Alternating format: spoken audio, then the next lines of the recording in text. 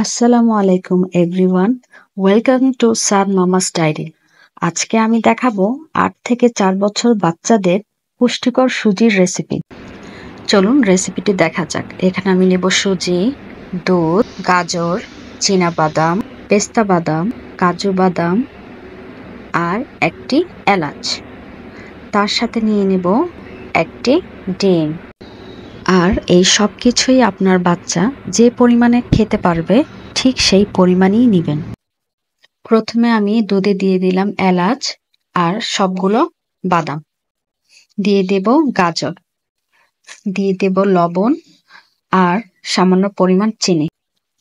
যাদের বাচ্চাদের অ্যালার্জির সমস্যা আছে তারা বাদামের পরিমাণ খুবই কম দিবেন বা মাঝে মাঝে সুজিতে দিতে পারেন।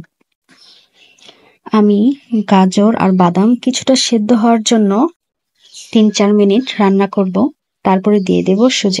বাচ্চার বয়স ২ বছরের কম থাকলে বা প্রথম কিছুটা ফ্রেশ সুজি নিয়ে সেটাকে বাচ্চাদের বয়স বুঝে পানি দিয়ে হোক বা দুধ দিয়ে হোক সেদ্ধ করে খাওয়ানো উচিত।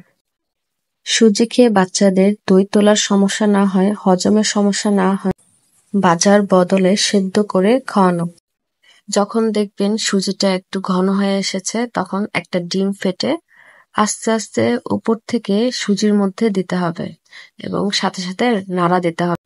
সুজির ঘনত্বটা আপনার বাচ্চার বয়স অনুযায়ী রাখবেন। প্রথম সুজি খাওয়ানোর সময় বাচ্চার সুজিটা একটু লিকুইড রাখা ভালো।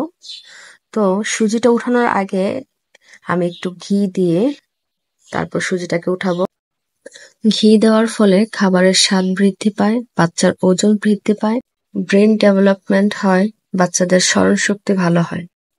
আমি আমার বাচ্চার খাবারে ঘি রাখতে চেষ্টা করি। বাচ্চার খাবার খাওয়ানোর আগে আপনি নিজে খেয়ে নেবেন, দেখবেন খাবারের লবণ, চিনি, স্বাদ ঠিক আছে কিনা। চেষ্টা করবেন বাচ্চার খাবার সুন্দর করে পরিবেশন করতে, এতে বাচ্চার খাবারের আগ্রহ বাড়ে।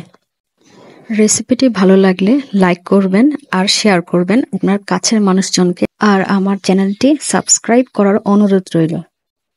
আমি আমার ছেলেকে জিজ্ঞাসা করছিলাম কেমন হয়েছে। এই খাবারটা রেগুলার খাওয়াতে যাবেন না, সপ্তাহে 2 বার কি 3 বার খাওয়াবেন। আল্লাহ হাফেজ। খেজুর।